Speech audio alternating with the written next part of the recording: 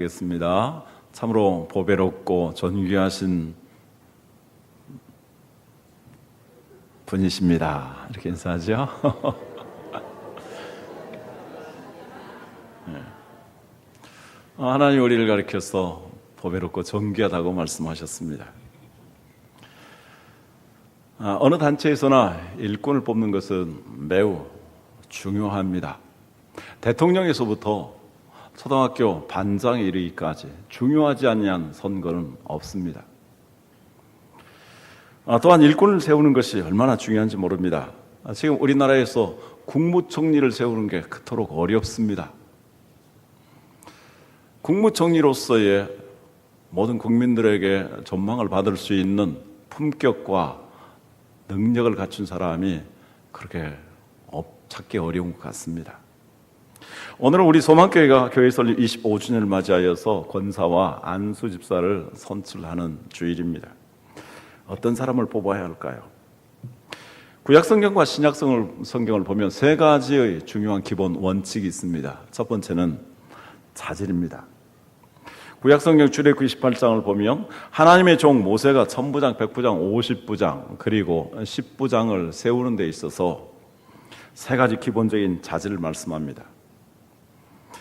출애굽기 18장 21절 22절입니다. 너는 또 온 백성 가운데서 능력 있는 사람들 곧 하나님을 두려워하며 진실하며 불의한 이익을 미워하는 자를 살펴서 백성 위에 세워 1000부장과 100부장과 50부장과 10부장을 삼아 그들이 때를 따라 백성을 재판하게 하라. 큰 일은 모두 내게 가져갈 것이요 작은 일은 모두 그들이 스스로 재판할 것이니 그리하면 그들이 너와 함께 담당할 것인즉 일이 내게 쉬우리라.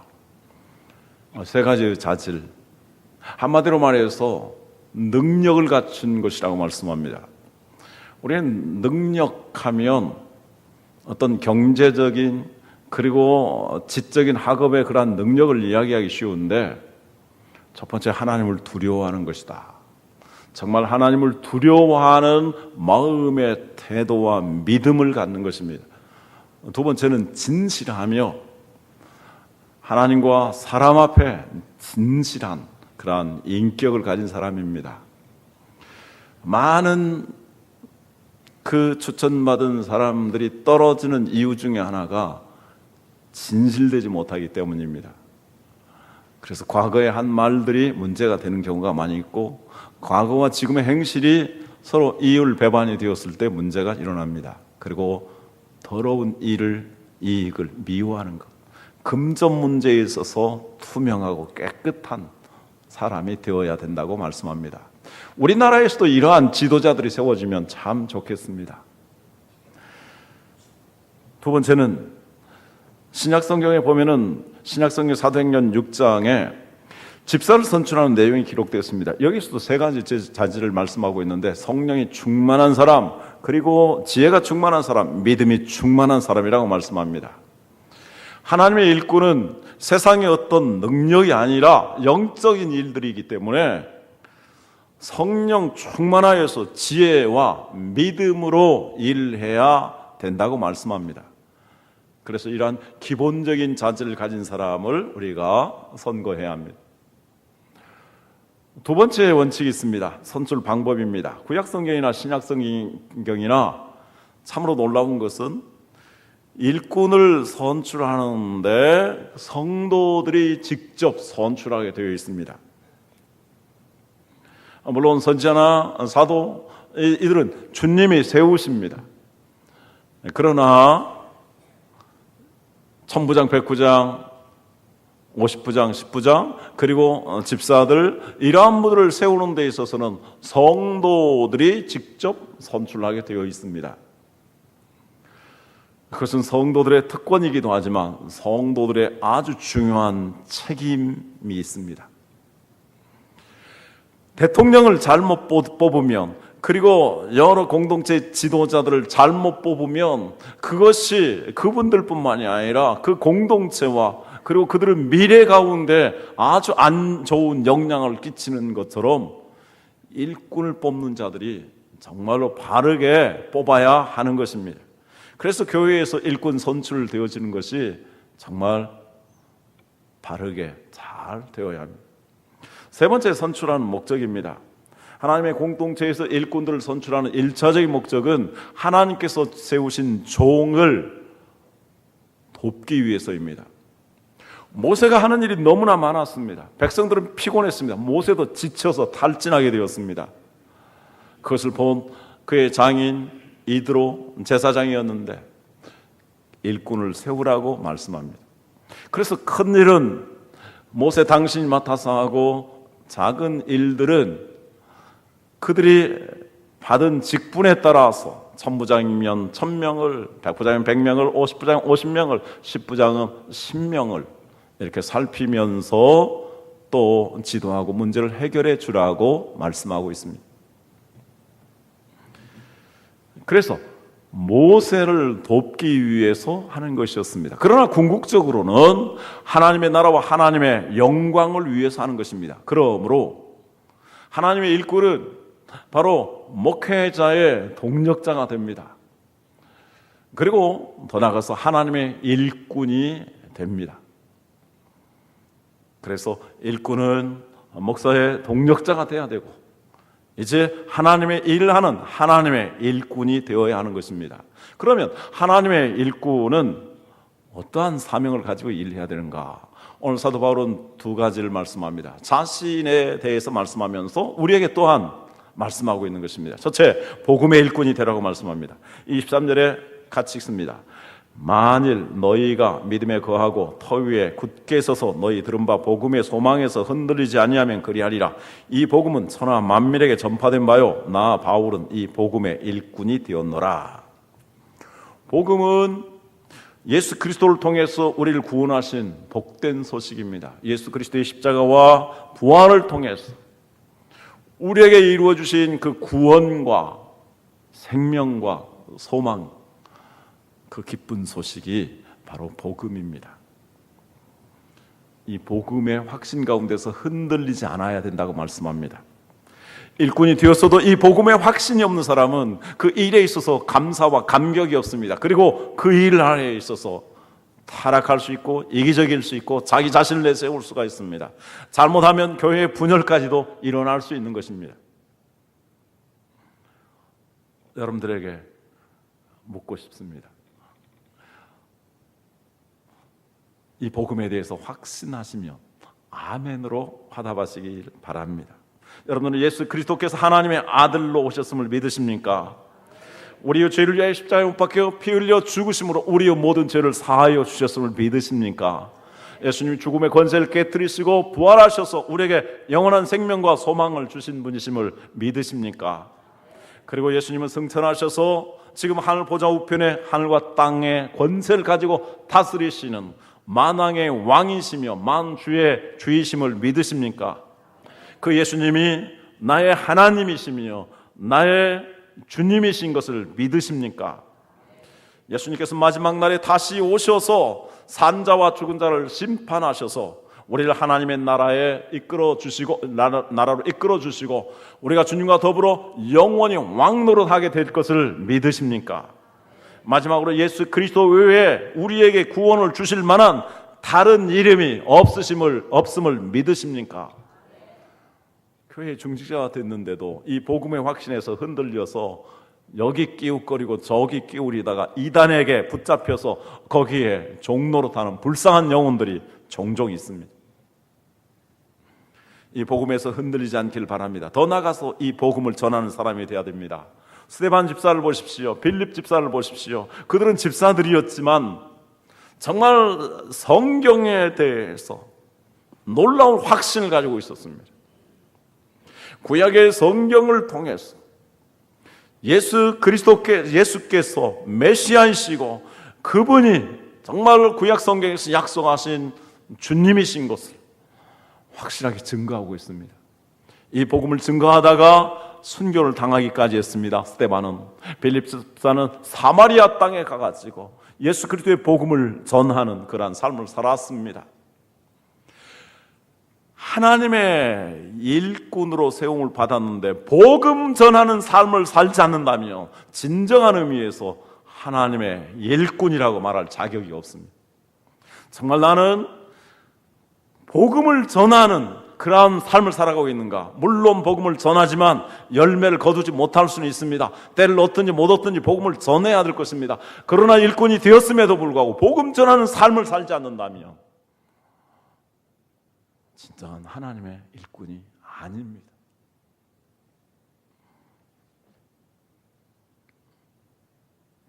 복음 전하는 생활을 하지 않으면 부끄럽습니다. 부끄러운 사람이 되는 것입니다. 이 복음은 정말 모든 이방인들에게까지 모든 인류에게 미치는 구원의 기쁜 소식입니다. 회복이라는 그 다큐멘터리 영화를 보았습니다. 그 내용은 이스라엘 사람들이 왜 예수님을 죽였는가? 그리고 예수님을 왜 배척하게 되었는가? 그들은 율법과 전통에 매여서 예수님을 바로 보지 못했습니다. 마치 사도 바울이 사울이었을 때에 그 예수님에 대해서, 예수님 믿는 사람에 대해서 적개심을 가졌던 것처럼 그런 마음을 가졌습니다.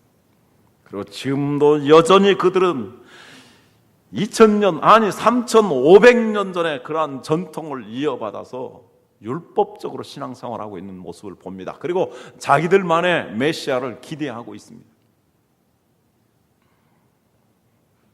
그러나 놀라운 일이 생겼습니다. 이스라엘 백성들이 2000년 가까이 흩어졌었습니다. 그러나 1948년 유대인들이 시온의 땅으로 돌아오는 일들이 일어났습니다. 그들 가운데 흩어진 가운데서 예수 그리스도의 기독교의 복음을 받아들인 자들이 있었습니다. 지금부터 약 30년 전에 이스라엘 땅에 예수를 믿는 사람들이, 유대인 가운데 믿는 사람이 약 200명 내지 300명이었다고 합니다. 그러나 이제는 14,000명의 사람들이 예수 그리스도를 믿습니다. 온갖 고난과 박해를 받아도 그들은 복음을 전하고 있습니다. 참으로 놀라운 것은 사도 바울이 예수 그리스도를 만나고 예수 그리스도의 빛 안에서 구약 성경이 완전히 풀려지고 사도 바울이 로마서에서 유대인들이 이렇게 복음을 배척해서 버림을 받았지만 하나님께서 이방인들에게 복음을 전하게 하시고 그 이방인들에게서 복음이 전하는 가운데서 다시 유대인들이, 이스라엘 사람들이 구원받을 것을 말씀하셨는데 이제 유대인들이 돌아오게 되고 흩어진 유대인들, 또 미국에 있는, 유럽에 있는 유대인들이 예수 그리스도를 믿게 되는 역사가 일어나게 되고 이스라엘에 돌아온 사람들도 예수를 믿어서 구원받는 역사가 일어나고 그들은 담대히 하나님을 연하며 예수님이 메시아시오, 예수님이 우리의 구원이십니다, 이렇게 전하는 모습을 봅니다. 정말 우리보다도 더 확신에 찬 가운데서 그 예수님을 구주로 노래하고 그 예수 그리스도의 복음을 전해야 될 것을 이렇게 사실 그대로 보여주고 있습니다. 우리가 이 복음의 감격에 겨워서 유대인들이 복음에 대해서 감격한다면 우리 이방인들은 더 감격해야 될 것이고 이 복음의 감격 속에서 이 복음을 전하는 하나님의 일꾼이 되어야 마땅합니다. 할렐루야. 두 번째, 교회의 일꾼이 되어야 합니다. 24절 25절 같이 읽습니다. 나는 이제 너희를 위하여 받는 괴로움을 기뻐하고 그리스도의 남은 고난을 그의 몸된 교회를 위하여 내 육체에 채우노라. 내가 교회의 일꾼 된 것은 하나님이 너희를 위하여 내게 주신 직분을 따라 하나님의 말씀을 이루려 함이니라. 자, 하나님의 일꾼이 왜 교회의 일꾼이 되어야 됩니까? 교회는 그리스도의 몸이기 때문입니다. 사도들의 제자인 교부들은 교회를 예수 그리스도의 성육신이라고 말했습니다. 하나님이신 예수님께서 이 땅에 인간의 몸을 입고 오셔서 하나님을 나타내신 것을 성육신이라고 말씀합니다. 그런데 예수님이 승천하셨습니다. 주님은 승천하시면서 내가 내 교회를 세울 것이다 라고 말씀합니다. 이제 교회는 그리스도의 몸으로서 그리스도를 나타내며 그리스도를 증언하는 그런 공동체가 되어야 될 것을 말씀합니다. 우리 성도님들, 교회를 사랑하십니까? 교회를 여러분들 가정만큼 사랑하시길 바랍니다. 왜냐하면 하나님께서는 직접 교회와 가정을 세우셨기 때문에 우리는 우리의 가정을 사랑해야 돼요. 가정만큼 하나님의 교회를 사랑해야 합니다. 교회를 사랑하면 그것은 곧 주님을 사랑하는 것입니다. 교회를 위해서 헌신하십니까? 교회를 위해서 헌신하는 것은 주님께 헌신하는 것입니다. 교회를 위해서 고난 받으십니까? 희생하십니까? 그것은 사도 바울이 고백한 것처럼 예수 그리스도의 십자가의 고난에 동참하는 것과 같은 가치 있는 것이라고 말씀하고 있습니다. 내가 교회를 위해서 수고하고 헌신하고 희생하고 때로는 박해를 받는다면 그것은 그리스도의 고난을 내 육체에 채우는 것이며, 그리고 그것은 고난과 함께 영광을 얻게 될 것입니다.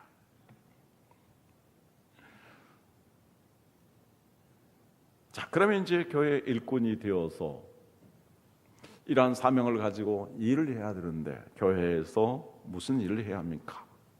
다시 말씀드립니다. 첫 번째는 복음 전도하는 일입니다. 복음 전도는 예수 그리스도의 비밀인 복음을 믿지 아니하는 이방인 가운데 전하는 것입니다. 26절, 27절 같이 읽습니다. 이 비밀은 만세와 만대로부터 감추어졌던 것인데 이제는 그의 성도들에게 나타났고 하나님이 그들로 하여금 이 비밀의 영광이 이방인 가운데 얼마나 풍성한지를 알게 하려 하심이라. 이 비밀은 너희 안에 계신 그리스도시니 곧 영광의 소망이니라. 모든 성도, 모든 교회의 일꾼들이 다 함께 예수를 믿지 않는 사람들에게 복음을 전해야 될 사명이 다 있다라는 것입니다.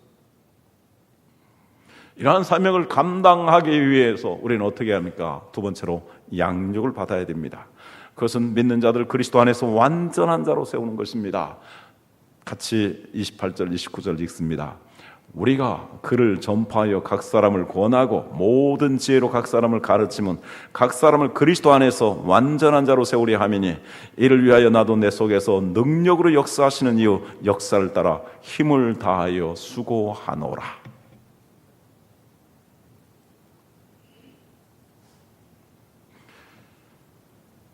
사람이 태어난 다음에 보호를 받지 않냐고 양육을 받지 않냐면 그는 위험합니다. 그리고 또한 그는 정말 하나님이 창조하신 능력을 온전히 발휘할 수가 없습니다. 그래서 보호를 받아야 되고 양육을 받아야 됩니다. 우리는 우리의 자녀들을 양육하기 위해서 얼마나 심혈을 기울입니까? 그들을 가르치고 이 땅에서 영향력 있는 삶을 살기 위해서 애를 씁니다. 정말 나는 또 우리의 자녀들은 정말 하나님의 교회에서 이렇게 양육받아서 예수 그리스도 안에서 완전한 자로 성숙한 자로 세워지기 위해서 얼마나 애쓰고 노력하고 있는가. 사도 바울은 고백합니다. 나는 이 일을 위해서 내 속에서 능력으로 역사하시는 이 역사를 따라서 힘을 다해 수고하노라. 목회자들은 이 일을 위해서 정말로 성도들을 성숙시켜서 하나님의 일꾼이 되도록 하기 위해서 심혈을 기울여야 합니다. 또한 동시에 성도들은 이렇게 양육받아서 그리스도 안에서 성숙해서 이제 하나님의 일을 할 수 있는 하나님의 일꾼이 되기 위해서 노력을 기울여야 하는 것입니다. 그렇지 않냐고서는 건강한 교회가 될 수 없습니다. 왜 한국 교회에 그와 같은 많은 문제들이 있습니까? 정말 목회자들이 목회자답지 못하게 생활하는 모습을 보이기 때문입니다. 정말 성도들을 이렇게 양육하는 일을 위해서 심혈을 기울이게 된다면 그런 일을 하지 않든지 덜하게 될 것입니다. 왜 우리 한국 교회가 이제 마이너스 성장이 이루어지고 있습니까? 우리 성도들은 많이 있지만 성도들이 성숙해서 이 세상의 빛이요, 이 세상의 소망이요, 이 세상의 소금으로서의 역할을 제대로 감당하지 못하기 때문에 그렇습니다. 교회가 교회답지 못하기 때문에. 그래서 사도 바울은 정말 성도를 한 사람 한 사람 세워서 그들이 신실한 하나님의 일꾼 그리스도의 제자가 되기 위해서 심혈을 기울인 것이었습니다. 따라서 이 말씀을 통해서 우리가 사모하는 교회의 이상이 무엇인가? 네 가지로 정리해 봅니다. 첫째는 교회는 선교 공동체가 되어야 됩니다. 여기 우리가 그를 전파하여 그랬습니다. 그것은 모든 사람들이 예수 그리스도의 복음을 가까운 데 전하고 그리고 먼데 해외까지 선교하는 삶을 살아야 될 것을 말씀합니다. 만약에 교회가 이 사명을 감당하지 않는다면 교회는 존재할 이유가 없습니다. 따라서 전도하지 않으면 교회의 미래도 없는 것입니다. 이 복음이 전파되지 않으면 정말 천하보다 귀한 영혼이 구원을 받을 수 없고 멸망의 길로 가게 되면 이 세상도 변화되지 않습니다. 그러므로 우리는 복음을 전하는 선교 공동체를 이루어야 합니다. 두 번째, 교회는 치유 공동체가 되어야 합니다. 각 사람을 구원하여 그랬습니다. 각 사람을 구원하는데 각 사람을 돌아보는 것입니다. 말씀드렸던 것처럼 아이가 태어났지만 그 아이를 돌보지 않는다면 그 아이는 위험에 빠질 수 있습니다. 그러므로 교회의 일꾼들은 성도들을 돌봐야 합니다. 얼마나 이 세상에서 이 사회 가운데서 정말 상처받고 고통받고 또 쓰러지기도 하고 실망하기도 하고 절망하기도 합니까? 그들을 돌아봐야 되고 그들을 섬겨야 되고 그들을 위로해야 되고 격려해야 되고 그들과 함께 기도해서 정말 하나님의 힘을 얻고 다시 일어설 수 있도록 돌보아 주어야 하는 것입니다. 모세가 다 돌볼 수 없기 때문에 천부장, 백부장, 50부장, 10부장을 세워서 돌보도록 한 것처럼 하나님의 일꾼들은 이렇게 돌봐야 됩니다. 그래서 성도들이 치유를 받고 위로를 받고 힘을 얻도록 해야 하는 것입니다. 사도 바울은 말합니다. 너희 가운데서 너희 성도들을 권하고 또 돌아보고 위로하고 격려하고 때로는 권계하라, 잘 가르치라 이렇게 말씀하고 있습니다. 세 번째, 교회는 훈련 공동체가 되어야 됩니다. 각 사람을 가르치면 그랬습니다.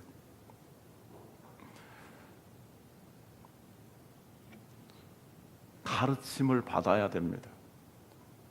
말씀드렸던 것처럼 우리 자녀를 가르치기 위해서 얼마나 애를 씁니까? 가르쳤더니 이제 유능한 역할을 하게 됩니다.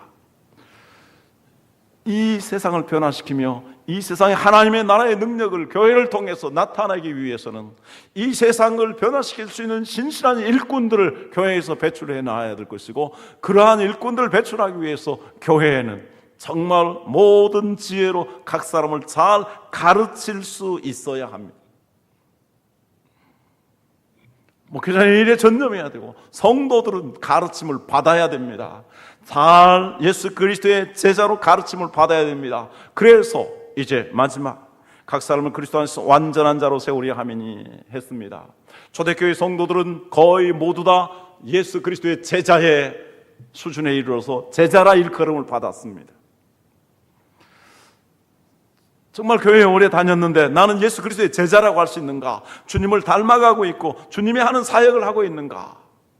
그래서 이렇게 전도하고 또 돌아보고 가르치는 일을 하는 사람들이 주님의 제자가 되는 것이고 교회의 일꾼은 바로 이렇게 전도하고 그리고 돌아봐주고 그리고 가르쳐서 세워주는 그러한 역할을 해야 할 것이고 그래서 바로 교회에는 이러한 일꾼들이 세워져야 합니다. 그리스도 안에서 성숙한 자, 완전한 자들이 되어서 재생산하는 역할을 해야만 하는 것입니다. 그랬을 때 정말 하나님께서는 이러한 성숙한 하나님의 일꾼들을 통해서 하나님의 위대한 역사를 이루어 가십니다. 오늘 성경에 이렇게 시작합니다. 우리가 전에 하나님의 원수 되었던 자들이었다. 그래서 하나님의 원수 되었던 자들이기 때문에 하나님께 가까이 가지 않으려고 합니다. 그러나 예수 그리스도의 복음을 듣고 이제 믿어서 하나님의 은혜 보좌 앞에 담대히 나가게 되었습니다. 하나님의 자녀가 되었고 하나님의 일꾼이 되었습니다.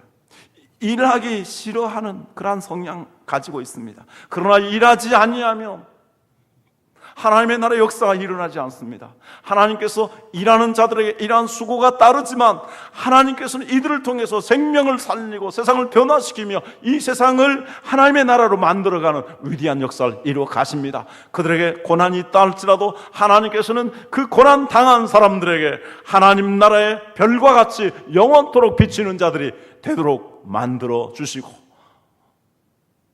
행한 대로 하나님께서 영광의 면류한을 주실 줄 믿습니다. 기도하겠습니다. 제가 기도합니다. 하나님,